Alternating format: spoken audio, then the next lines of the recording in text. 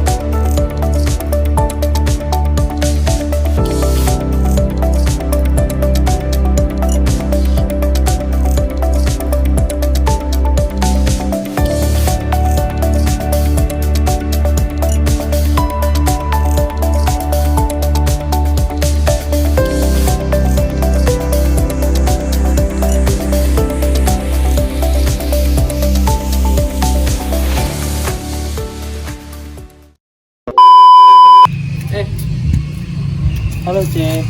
Halo Ras. Lagi baca apa tuh, Cek? Nah, ini aku lagi baca artikel tentang FBB Coated Paperboard nih. FBB itu apa ya, Cek? Nah, FBB itu adalah jenis karton yang dilapisi oleh lapisan polietilen untuk menambah kekuatan dan daya tahan. Biasanya digunakan untuk berbagai macam tuh. Ada bisa untuk pengemasan, bisa percetakan dan pembuatan produk. Oh gitu ya. Oh ya, aku juga pernah baca sih kalau yang apa sih namanya tuh FBB Coated Paperboard ini terbuat dari pulp yang mekanis sama yang kimia, gitu ya. Nah, iya betul tuh Ras. Nah, FBB Coated Paperboard ini ada terbuat dari campuran pulp kimia dan pulp mekanis juga. Dan mereka tuh memiliki keuntungannya masing-masing. Contohnya nih, dari segi kualitas pulp kimia tuh lebih bersih, sedangkan pulp mekanis itu dia lebih kuat. Jadi sehingga ketika mereka dicampurkan itu, mereka tuh memberikan kekuatan dan ketahanan yang bagus pada kertas gitu loh, Ras. Oh gitu. Nah, tadi kan kamu ada singgung nih paperboard itu terbuat dari kertas apa-apa. Itu karakteristiknya bagaimana ya kalau kita sampai? Nah, dari artikel yang aku baca yang ini nih, Ras, yang FBB Coated Paperboard ini memiliki karakteristik seperti tersebut. Terbuat dari pulp, memiliki kualitas dan kekuatan yang bagus, daya serap tinta yang baik, kertas dapat didaur ulang, dan tidak berbau dan berasa. Kenapa dia tidak bau dan berasa? Karena paperboard ini kan kita gunakan untuk kemasan gitu kan, jadi harus apa sih namanya? Tidak berbau sama berasa itu loh. Jadi gitu. Oh gitu ya. Kamu kira-kira nih Cek, kalau untuk kemasan FBB ini sendiri itu kan ada GSM-nya tuh. Berapa GSM sih yang ada? Nah, FBB Coated Paperboard ini tersedia dalam 150 sampai 450 GSM. Untuk pengemasan FBB Coated Paperboard ini kamu mau tahu nggak gimana caranya? Boleh. Nah, pengemasan FBB Coated Paperboard ini dimulai dari pengepakan kertas yang tersedia dalam lembaran, trim, dan gulungan kertas, kemudian dibungkus menggunakan kertas kraft. Kemudian diletakkan di atas palet sehingga setelah itu di roll packing dan dikirim ke pelabuhan untuk dikirim ke konsumen. Oh gitu ya. Oh, oke sih Cek, agak paham lah dikit. Makasih ya Cek penjelasannya Cek. Tunggu dulu, aku ada sedikit cuplikan tentang video FBB Coated Paperboard. Kamu pengen lihat nggak? Oh, boleh Cek. Check it out ya habisnya ya.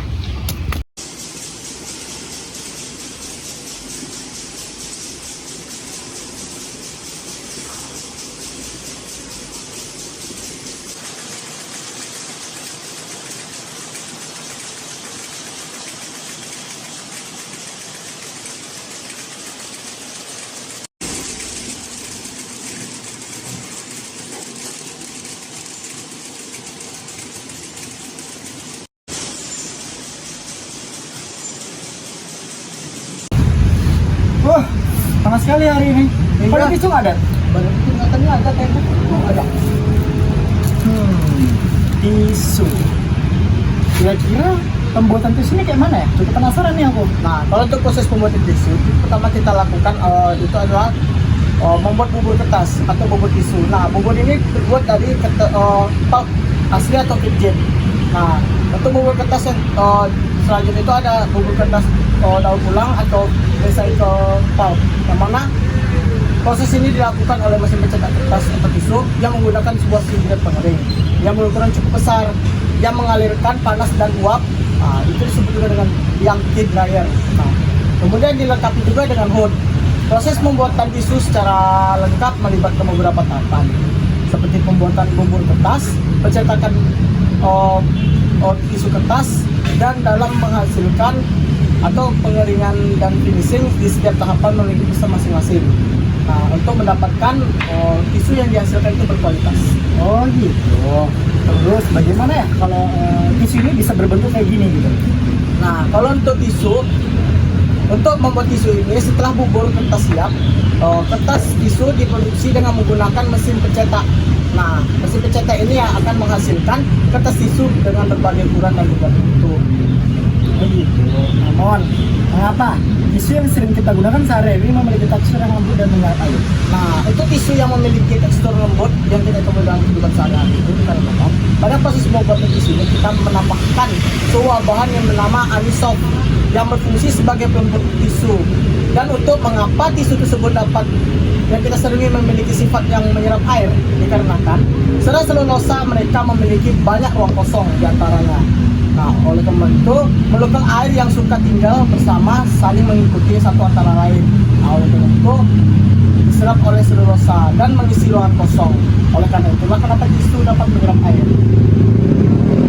Kan dalam kehidupan sehari kita sering nih menemukan beberapa jenis tisu seperti tisu wajah dan tisu toilet. Nah, kira-kira perbedaan dari tisu itu apa ya?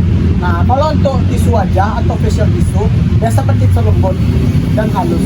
Dikarenakan fungsi persentuhan langsung dengan bagian tubuh yang halus seperti wajah. Nah, berguna untuk membersihkan wajah, mulut, dan bagian tubuh lainnya dari kotoran yang ringan. Nah, kemudian kalau untuk tisu toilet itu sebaliknya, di mana tekstur tersebut mudah hancur apabila terkena cairan dan tidak cocok untuk membersihkan wajah. Fungsinya itu sebagai kertas pembersih pengganti air setelah pembuang air besar atau air kecil di toilet. Oh gitu. Tadi kan juga ada tuh sebut kalau untuk pembuatan tisu itu menggunakan virgin pulp. Selain itu, ada nggak bahan lain yang digunakan dalam proses pembuatan tisu? Nah, kalau untuk pembuatan tisu, selain kita menggunakan virgin pulp, kita ada juga menggunakan beberapa jenis bahan lain yang digunakan selain virgin pulp. Itu tergantung juga dengan bagaimana untuk apa kita membuat proses tisu tersebut. Nah, kalau untuk bahan-bahan itu, yang pertama itu ada bahan dari CTMP, itu biasanya pulp yang mempunyai warna yang dasarnya agak kekinian. Nah, kemudian ada brok, itu berasal dari sampah produksi PM atau paper mill. Nah, itu biasanya digunakan recycle. Nah, kemudian ada waste. Nah, waste ini merupakan atau didapatkan dari sampah produksi contracting. Nah, kemudian ada juga bahan yang dibuat dari CPO, itu berasal dari sampah perkantoran. Biasanya itu HVS bekas yang ada di perkantoran. Selain itu ada nggak bahan baku pendukung lain yang digunakan untuk pembuatan tisu? Nah, dalam pembuatan tisu ini juga kita memberikan beberapa bahan pendukung seperti cemplok. Cemplok itu merupakan zat pengikat bubur atau buburan dalam konva cemplok dicampur dalam bak air dengan perbandingan 500 gram per 1000 liter. Nah, kemudian ada hipo, zat itu merupakan zat kimia yang digunakan untuk mempercepat penghancuran pulp. Nah, yang bisa digunakan untuk grade tisu facial. Nah, kemudian ada wet strands resin atau bahan penguat dalam tisu dalam keadaan basah. Bahan kimia ini biasanya digunakan untuk proses tisu facial, napkin, towel, dan ventilator. Nah, kemudian kaporit ini merupakan bahan kimia yang berfungsi untuk membantu penghancuran tisu untuk tidak dipakai. Kemudian ada soda api fungsi untuk mencuci felt dan nilai, dan kemudian cutting release berfungsi untuk pelumas. Nah, kemudian ada juga Ampex itu berfungsi sebagai penghilang getah pada bahan baku virgin pulp tersebut. Nah, kemudian tadi ada itu Emisoft. Nah, Emisoft itu biasanya digunakan untuk pelembut tisu. Nah, biasanya digunakan pada facial tisu seperti yang sudah saya jelaskan tadi. Nah, kemudian ada juga Backseat. Nah, itu merupakan bahan baku kimia yang ditambahkan ke dalam white water atau stok untuk menekan atau mencegah pertumbuhan slime. Karena adanya fraksi padatan dalam white water, jika deposit yang ada tersebut terdapat lembaran. Nah, kemudian maka terbentuklah noda-noda atau spot pada lembaran. Kemudian ada wet strand agent, itu membuat kekuatan basah kertas mempunyai peranan cukup penting karena dalam membuat kertas tersebut atau tisu tersebut kuat. Nah, kemudian yang mempengaruhi faktor antara lain itu ada morfologi serat, dan kemudian ada juga bahan kimia pendorong, dan kemudian juga ada pemakaian kaolin alum yang bersifat hidrofil. Nah, Wah, banyak juga ya bahan baku pendukung lainnya untuk dalam proses pembuatan tisu. Nah, tadi kita juga membicarakan mengenai jenis tisu yang kita gunakan dalam kehidupan sehari-hari. Dan selain yang barusan penjelasan tadi, ada nggak jenis tisu yang lain yang ada? Nah, untuk tisu yang ada selain tisu wajah dan tisu toilet yang tadi kita bahas, terdapat juga beberapa tisu yang dapat kita gunakan dalam kehidupan sehari-hari. Nah, itu seperti napkin tisu. Nah, kalau untuk napkin tisu ini biasanya banyak kita temukan di rumah makan. Seperti yang kita tahu, napkin tisu ini digunakan untuk baik menggunakan untuk membersihkan mulut atau membersihkan makan atau tempat makanan yang sedang kita makan. Nah, kemudian ada toilet paper. Toilet paper ini digunakan biasanya di toilet-toilet. Nah, itu digunakan untuk mengeringkan tangan atau untuk membersihkan kotoran setelah buang air. Nah, kemudian ada juga NG paper. Nah, guna MG papernya hampir sama dengan napkin, itu digunakan untuk bahan-bahan atau tempat-tempat makanan. Nah, kemudian ada juga beberapa lain deh. Oke, aku masih bingung nih.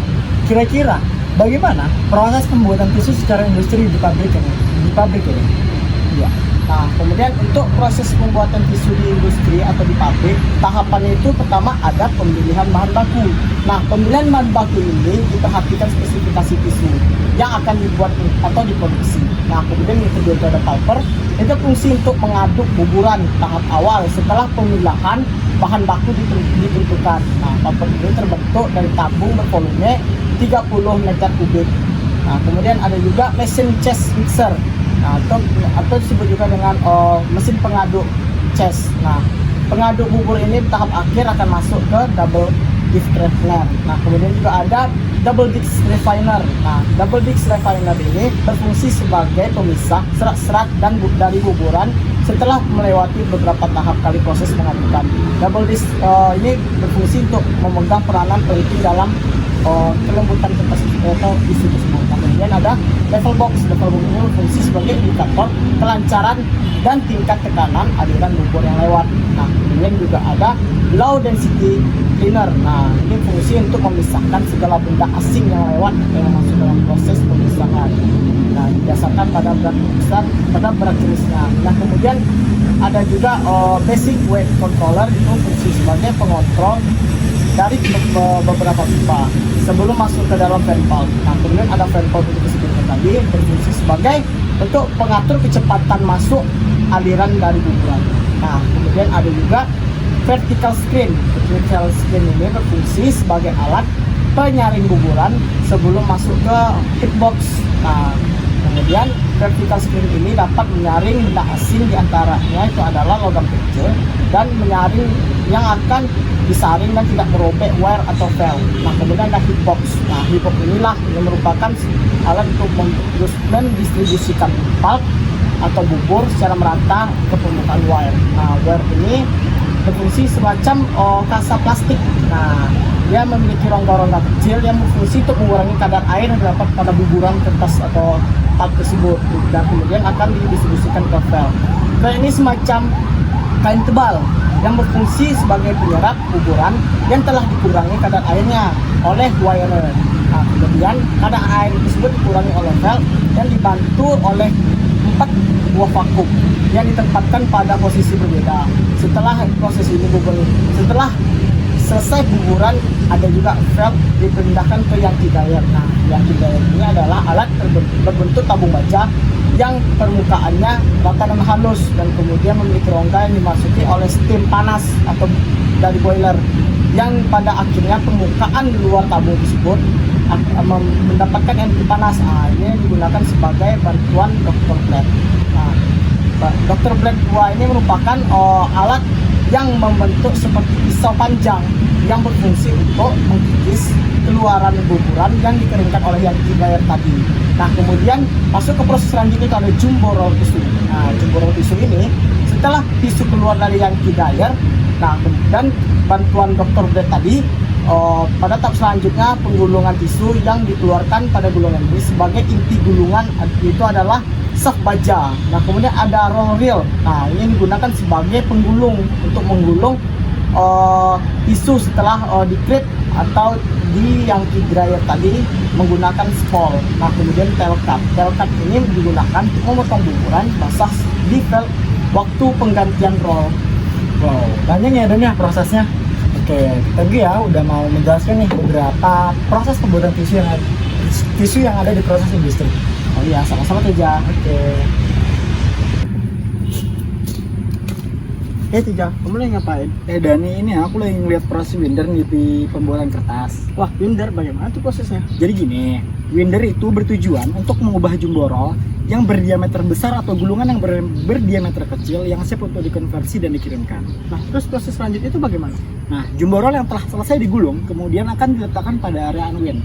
Unwind merupakan proses pelepasan kembali gulungan kertas. Gulungan yang telah dilepas kembali kemudian akan dibawa ke area sliter. Nah, pada tahap sliter area, gulungan kertas yang telah di-unwind akan melalui proses pemotongan menggunakan sliter knives sambil melakukan proses penggulungan kembali. Proses pemotongan ini menggunakan pisau seperti disc berputar dan tajam. Ukuran dan jumlah pisau disesuaikan dengan lebar yang diinginkan customer. Nah, setelah proses dari sliter tadi, kan kemudian ada proses kertas yang sudah dipotong. Nah, setelah itu diapain ya? Nah, terus kan, setelah melalui proses sliter, maka kertas digulung kembali. Winder sendiri merupakan area di mana kertas dari parent rail yang telah dipotong-potong sesuai dengan ukuran yang diinginkan akan digulung kembali menjadi sebuah gulungan sesuai permintaan customer. Pada tahap winder ini terdapat rider roll yang digunakan untuk mengontrol rail formation agar tetap padat, bebas dari udara, dan bebas dari kerutan. Oh, seperti itu ya. Nah, tadi kamu kan bilang ada parent rail. Nah, itu proses parent rail itu bisa jadi kertas sudah dipotong-potong itu gimana ya? Oh gitu, oh itu. Jadi gini, setelah menjadi jumbo roll, kemudian kita pindahkan ke rail parent, lalu dipindahkan dari mesin kertas ya ke winder. Nah, winder harus melakukan langkah-langkah berikut. Yang pertama, ada uneven paper dari parent rail. Yang kedua, potong lembaran menjadi lebar dan celah yang berbeda, lalu hilangkan prim yang ada di tepi lembaran. Ketiga, membawa lembaran ke bagian wind up, di mana dia akan ditempatkan di cord. Dan yang keempat, lepaskan set gulungan selesai ke tempat peletakan gulungan. Oh, gitu ya, Teja. Oh, makasih ya sudah nge-share tentang masalah winder ya. Oke, Dani. Nah, dan kali ini aku masih mau jelasin tentang winder. Winder sendiri memiliki fungsi utama, yaitu melepaskan gulungan kertas pada kondisi ketegangan kertas dari jumbo roll, memotong kertas dengan lebar tertentu, dan menggulung kertas tersebut menjadi gulungan roll berdiameter kecil. Tahapan-tahapan yang terjadi pada proses winder ini banyak sekali, yang ada tahapan seperti unwind system, let in roll, sliter section, trim system, gate roll, dan lain-lain sebagainya. Wah, banyak juga ya tahapannya. Ya dong, banyak pastinya. Nah, tahapan-tahapan inilah web tension berperan untuk memastikan keluaran dari winder mesin memiliki hasil gulungan yang padat, sehingga tidak menimbulkan wrinkle dan seluruh permukaan kertas yang rata. Oh, I see. BTW ya, tadi kamu ada nyebut bagian tahap-tahapannya seperti winder machine. Nah, bisa nggak sebutin fungsi dan apa saja sih tahapan-tahapannya itu? Oke, jadi gini, yang pertama itu ada tahap uneven section yang berfungsi untuk menyanggah jumbo roll saat beroperasi. Kemudian ada let in roll yang berfungsi untuk memandatkan tension, dan yang selanjutnya ada sliter section. Nah, jadi pada sliter section ini ada dua jenis, yaitu top sliter dan bottom sliter. Top sliter berbentuk disc dan bottom sliter berbentuk cakram. Pada bottom sliter terpasang pada black plate dan slide plate dan terdapat sensor tension. Bottom sliter digerakkan motor. Mekanisme loading sliter menggunakan udara dan jarak overlap sekitar 1,5 mm. Selanjutnya ada trim system yang menggunakan sistem asis vakum. Nah, selanjutnya ada gate roll. Pada roll ini terdapat groove dengan jarak 2 mm dalam 1,5 mm. Setelah gate roll ini selanjutnya ada skirt roll, yaitu berfungsi untuk menghaluskan jaring untuk memisahkan setelah memotong secara individual, dan tentunya semua tahapan pantangan tadi sangat banyak fungsinya dan mempunyai tujuan yang sama, yaitu produk yang dihasilkan memiliki kualitas yang baik tentunya. Wah, ternyata fungsinya banyak juga ya, dan beraneka ragam. Oh, keren sih kalau menurut saya. Iya dong. Nah, tadi kan dalam sistem itu ada penggulungan aktif pada winder. Itu ada dua tipe, yaitu penggulungan dan kecepatan putaran spindle konstan. Nah, dan di situ juga ada penggulungan dengan kecepatan putaran spindle tidak konstan, atau kecepatan putaran spindle tersebut berubah. Nah, itu bagaimana sih maksudnya aja? Aku belum ngerti soalnya, boleh tolong jelaskan? Oke, betul. Nah, pada sistem gulungan itu ada penggulungan aktif pada winder itu ada dua tipe, yaitu penggulungan dengan kecepatan putaran spindle konstan dan penggulungan dengan kecepatan putaran spindle tidak konstan atau kecepatan putaran spindle berubah. Nah, jadi mesin rewinding dengan kecepatan putaran spindle konstan pada spindle digerakkan dengan kecepatan putaran yang konstan. Ketika diameter gulungan membesar, R meningkat, maka V ikut juga meningkat. Hal ini merupakan kondisi yang tidak dikehendaki seperti yang akan dijelaskan yang saya sampaikan tadi. Kemudian tegangan benang akan bervariasi ketika terjadi penggulungan. Masalah ini dapat diatasi dengan cara menggunakan mesin rewinding dengan kecepatan putaran yang tidak konstan. Setiap terjadi perubahan diameter gulungan akan diikuti dengan perubahan kecepatan putaran spindle. Oke. Ini soal spindle konstan. Nah, bagaimana itu dengan spindle yang tidak konstan? Apakah sebaliknya atau bagaimana? Nah, jadi pada mesin rewinding dengan kecepatan putaran spindle tidak konstan dalam persamaan V sama dengan WR. Dalam hal ini W berubah ketika R membesar, maka W akan ikut berubah menjadi berubah besar agar B tetap konstan. Untuk mengubah W maka diperlukan motor yang dengan kecepatan putaran yang tidak tetap atau peralatan transmisi putaran dengan kecepatan yang dapat berubah, sehingga ini akan menimbulkan biaya yang lebih tinggi. Nah, untuk proses itu kira-kira bagaimana ya, Cik? Nah, pada prosesnya itu ada berbagai persiapan tentunya. Dari persiapan gulungan, peraturan, tegangan, proses penggulungan, pemotongan kertas, slitting, dan rewinding. Dan ada pengemasan serta penyimpanan. Bisa nggak Mujao jelaskan bagaimana kok kamu bisa tahu tentang persiapan tadi? Oke, jadi di persiapan gulungan itu ada posisi awal. Kertas yang telah melalui proses tahap calendering berada dalam bentuk lembaran kontinu. Mesin winder ditempatkan di ujung mesin pembuatan kertas. Selanjutnya ada pemeriksaan kualitas. Sebelum masuk ke mesin winder, kualitas kertas diperiksa untuk memastikan tidak ada cacat yang signifikan yang bisa mengganggu proses penggulungan. Nah, pada pengaturan gulungan itu ada tegangan awal. Mesin winder dilengkapi dengan sistem pengaturan tegangan yang menjaga agar kertas yang tetap berada pada tegangan yang tetap saat digulung. Tegangan ini penting untuk menjaga kertas sobek atau menggulung terlalu longgar, dan sensor dan pengontrol serta sensor pada mesin mendeteksi tegangan. Kertas secara real time dan pengontrol otomatis menyesuaikan kecepatan gulungan untuk mempertahankan tegangan yang konsisten. Nah, setelah proses pengaturan gulungan, ada proses penggulungan di mana pada awal penggulungan, ujung awal lembaran kertas ditempelkan pada inti core gulungan. Inti ini biasa berupa tabung karton atau bahan yang disesuaikan dengan ukuran dan kebutuhan gulungan akhir. Sedangkan rotasi ini mulai berputar pada kecepatan tertentu yang sesuai dengan kecepatan keluaran lembaran kertas dari mesin-mesin pembuatan kertas.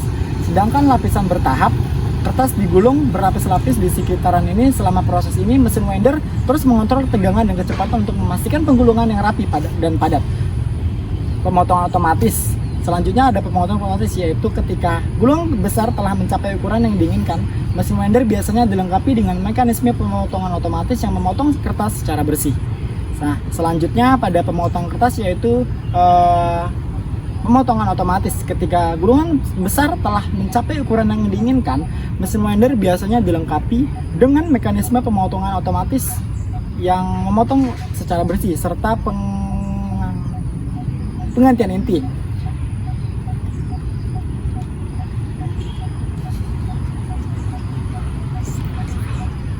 Jika diperlukan, gulungan dengan ukuran yang lebih kecil, gulungan besar dipindahkan ke mesin sliter rewinder.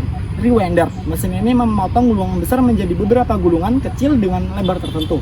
Sedangkan rewinding, gulungan yang telah dipotong kembali digulungan pada inti yang lebih kecil dengan kontrol tegangan yang serupa untuk memastikan hasil akhir yang baik. Kertas yang telah selesai biasanya melewati pemeriksaan akhir untuk memastikan tidak ada cacat pada gulungan. Wah, banyak juga prosesnya. Makasih udah menjelaskannya. Oke, Dani. Pengilmuan saya jadi lebih luas. Oke, sama-sama. Hai Miranda. Hai Grace. Lagi ngapain tuh? Ini aku lagi baca artikel tentang finishing pembuatan kertas. Oh, finishing. Finishing itu kan proses pembuatan kertas tuh. Nah, kira-kira gimana ya proses pembuatan kertas di kertas itu sendiri? Gini Grace, proses finishing pada pembuatan kertas itu awalnya jumbo roll yang berasal dari winder dipotong menjadi small roll. Small roll ini berukuran 3 ton. Kemudian setelah proses itu ada juga yang dijual dalam bentuk small roll atau core, dan ada juga yang dipotong berdasarkan permintaan konsumen seperti ukuran A3, A4, A5, B3, dan folio. Oh, nah itu pas kan gulungan kertas yang berbentuk core itu kan ada pada proses saya sendiri ya. Nah itu gimana sih tahap-tahap, kan udah menceritakan tuh gimana cara pengenalan. Nah tahap-tahap finishingnya itu pasti ada sendiri dong. Itu gimana? Tahap finishing yang pertama itu core itu ditempatkan di backstand. Kemudian dilakukan tahap pemotongan pinggiran kertas. Kemudian dari small roll tersebut itulah yang dinamakan dengan proses cutting. yang dipotong sesuai dengan permintaan konsumen di bagian proses heater. Nah, terus diapain lagi nih kalau kita udah mau ngikutin permintaan customer gitu? Setelah berbentuk sheet kertasnya itu, kemudian dikemas di wrapping line, kemudian dibungkus menggunakan cartonizing, kemudian ke area stripper untuk memberikan strip pada karton itu, terus diberi palet. Lalu tahap akhirnya sebelum kertas dijual, kertas yang udah berbentuk sheet dan udah di cartonizing tadi dikumpulkan pada warehouse. Kalau lembaran atau sheet itu kan kalau lembaran atau sheet. Nah, kalau dalam bentuk folionya kayak mana? Sebenarnya gitu juga pada pembuatan kertas folio, sama seperti proses cut size. Tetapi pada proses pembuatan kertas folio, setelah sitter dilakukan stacker tanpa palet, kemudian dilakukan pengemasan atau frame wrapping dan palletizing, lalu dikumpulkan ke warehouse. Begitu ya proses finishing dari industri kertas itu sendiri. Terima kasih ya infonya ya, Mir. Sama-sama, Grace.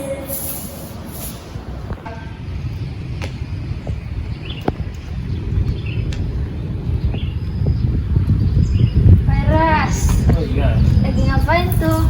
ini ngerjain tugasnya Pak Aska yang printing sama converting. Aman nggak printing converting kita nih? Nggak aman sih sebenarnya, masih ongoing juga. Apa aja ya dapatnya buat skenario kita? Kalau dari yang aku baca, printing sama converting itu satu pembahasan. Dia jatuhnya sama kayak pembahasan board gitu.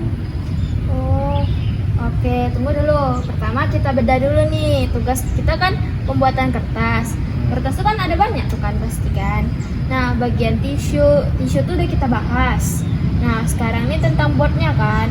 Iya, yang SBS sama FBB kan. Iya, pokoknya yang gitu-gitulah. Printing sama converting yang mau dibahas nih terkait sama board.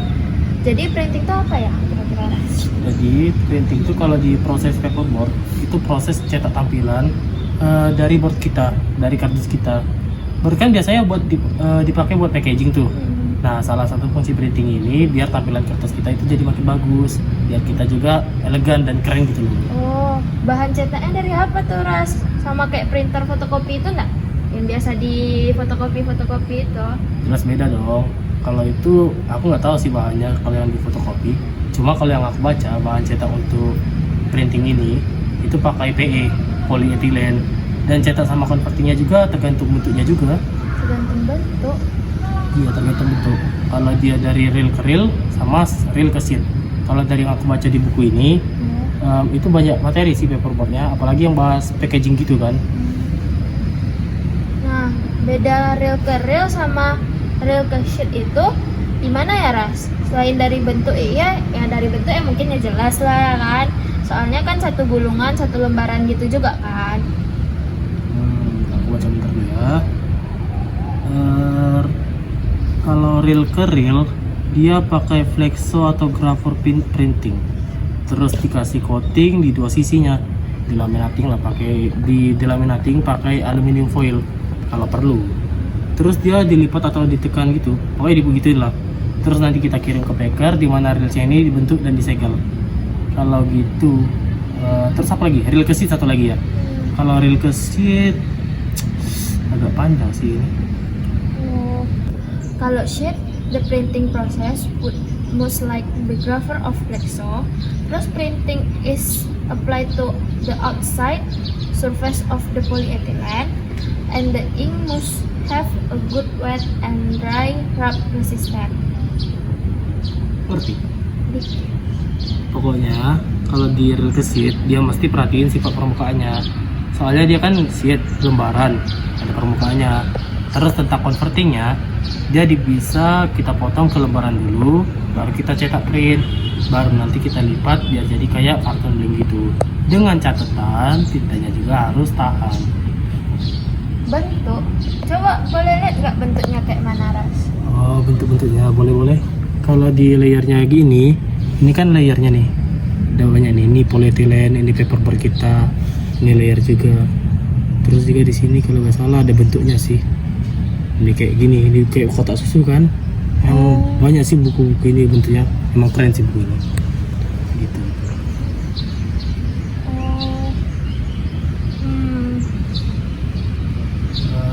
Kalau dari gambar sih, tapi nah coba lihat, kita lihat lapisannya kan ada polyethylene, paperboard, EVO, tie layer, terus di polyethylene lagi emang agak tebal sih. Tapi sebenarnya emang pakai PE semua karas kalau buat converting atau printing sebenarnya. Enggak juga sih, sebenarnya polyethylene itu bisa kita pakai buat ini, buat packing juga. Cuma apa ya, kita lihat ke pesanannya juga dulu. Kalau untuk internal itu kita biasanya pakai PE untuk di packingnya. Cuma kalau kita kirim keluar itu baru kita pakai craft.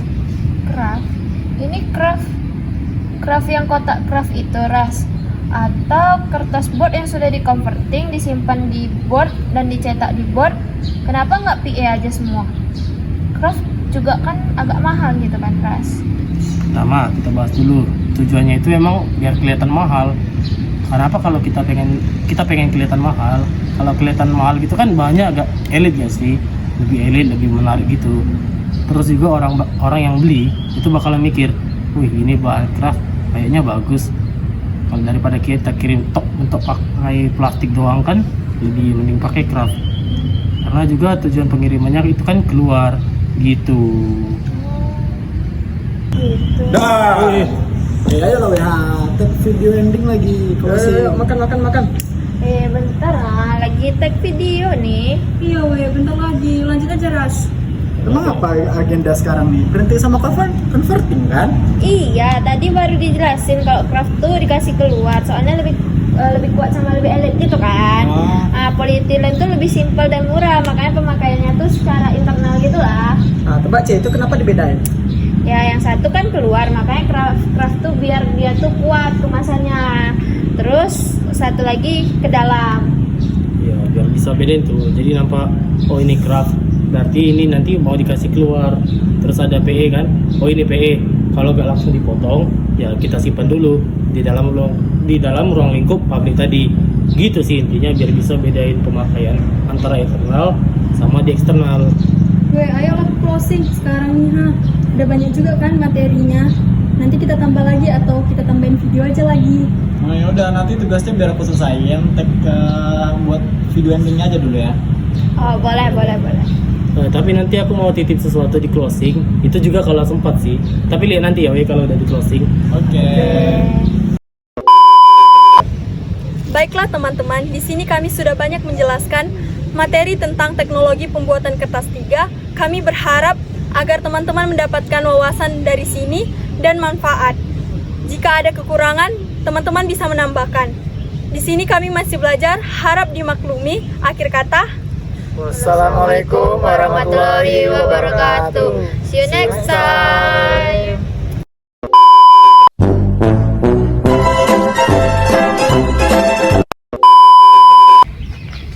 Wow, keren ya. Woi, ras.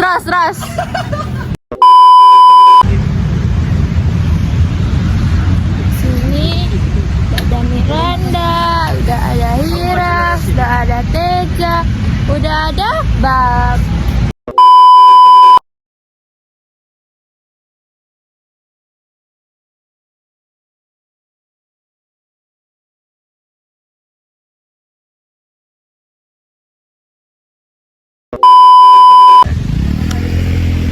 Kalau salah, udah usah play lah, langsung apung aja lah.